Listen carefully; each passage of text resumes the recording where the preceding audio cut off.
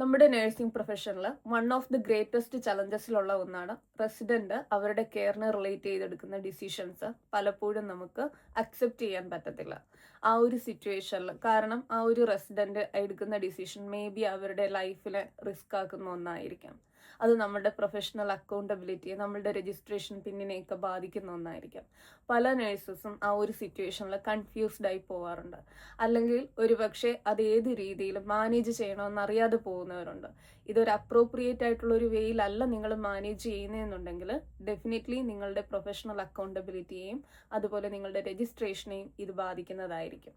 For example, നിങ്ങളുടെ ഒരു resident നിങ്ങളോട് പറഞ്ഞു, ഒരു റെസിഡന്റ് ലെവൽ 5 ഡയറ്റിൽ ഫോളോ ചെയ്യുന്ന ഒരു റെസിഡന്റ് ആണ്. പക്ഷേ റെസിഡന്റ് നമ്മളോട് പറയുകയാണ് എനിക്ക് നോർമൽ ഡയറ്റ് മതി. സോ അവിടെ ഒരു റിസ്ക് ഓഫ് ചോക്കിംഗ് ഉണ്ട്, റിസ്ക് ഓഫ് ആസ്പിറേഷൻ ഉണ്ട്, റിസ്ക് ഓഫ് കോംപ്ലിക്കേഷൻസ് ഉണ്ട്.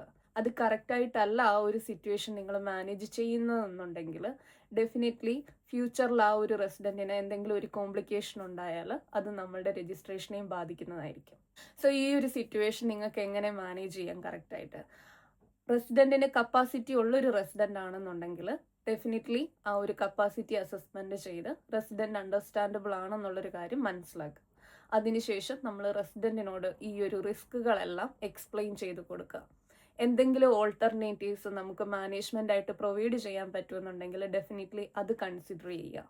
നമ്മൾ ഈ റിസ്ക് എക്സ്പ്ലെയിൻ ചെയ്തിട്ടും ഓൾട്ടർനേറ്റീവ്സ് കൊടുത്തിട്ടും റെസിഡന്റ് അതിന് അക്സെപ്റ്റബിൾ അല്ല എന്നുണ്ടെങ്കിൽ ഡെഫിനറ്റ്ലി നമുക്ക് റെസിഡന്റ് പറയുന്ന അവരുടെ ആ ഒരു വിഷ് അല്ലെങ്കിൽ അവരുടെ ആ ഒരു ചോയ്സ് റെസ്പെക്റ്റ് ചെയ്യാവുന്നതാണ്.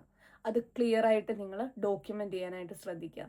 നിങ്ങൾ എന്തൊക്കെ സ്റ്റെപ്പ് എടുത്തോ, എന്തൊക്കെ കാര്യങ്ങൾ റെസിഡന്റിനോട് എക്സ്പ്ലെയിൻ ചെയ്തോ, എന്നിട്ടും റെസിഡന്റ് അവരുടെ ആ ഒരു ചോയ്സിൽ ഉറച്ചു നിൽക്കുകയാണെന്നുള്ളൊരു കാര്യം ക്ലിയർ ആയിട്ട് ഡോക്യുമെന്റ് ചെയ്ത് വെക്കുക. ഇത് വളരെ വളരെ ഇമ്പോർട്ടൻ്റ് ആയിട്ടുള്ളൊരു കാര്യമാണ്. അറ്റ് ദ സെയിം ടൈം റെസിഡന്റിനെ നമ്മൾ കണ്ടിന്യൂസ്ലി മോണിറ്റർ ചെയ്യാനായിട്ട് ശ്രദ്ധിക്കുക. ഇത് സീനിയർ മാനേജ്മെന്റിലോട്ട് എസ്കലേറ്റ് ചെയ്യുക, നിങ്ങൾ നിങ്ങളുടെ ഡോക്ടറിനെ അറിയിക്കുക. ഇത് കൂടാതെ റെസിഡന്റിനെ നോമിനേറ്റഡ് പേഴ്സണിനെ അറിയിക്കുക. ഇത് ഈ ഒരു ഡയറ്റിന്റെ കാര്യത്തിൽ മാത്രമല്ല, ചില റെസിഡൻസ് മെഡിക്കേഷൻസ് എടുക്കാറില്ല, ചില റെസിഡൻസ് ഒരുപാട് ആൽക്കഹോൾ എടുക്കുന്ന റെസിഡൻസ് ഉണ്ട്, അല്ലെങ്കിൽ സ്മോക്ക് ചെയ്യുന്ന റെസിഡൻസ് ഉണ്ട്. സോ ഇവരുടെ ഒന്നും റൈറ്റ്സ് നമുക്ക് ഒരിക്കലും ഡിക്ലെയിം ചെയ്യാൻ പറ്റത്തില്ല. ഇനി ഈ ഒരു സിറ്റുവേഷൻ ഒരു കപ്പാസിറ്റി ഇല്ലാത്തൊരു റെസിഡന്റ് ആണ് എടുക്കുന്നതെങ്കിൽ ഡെഫിനറ്റ്ലി നിങ്ങൾക്ക് മൾട്ടി ഡിസിപ്ലിനറി ടീമിനെ അതിലേക്ക് ഇൻവോൾവ് ചെയ്യിക്കാവുന്നതാണ്. ഇതുപോലുള്ള കൂടുതൽ ടിപ്സിന് വേണ്ടിയിട്ടും കൂടുതൽ അഡ്വൈസിന് വേണ്ടിയിട്ടും ഡെഫിനറ്റ്ലി ഈ പേജ് ഫോളോ ചെയ്യുക. Thank you very much.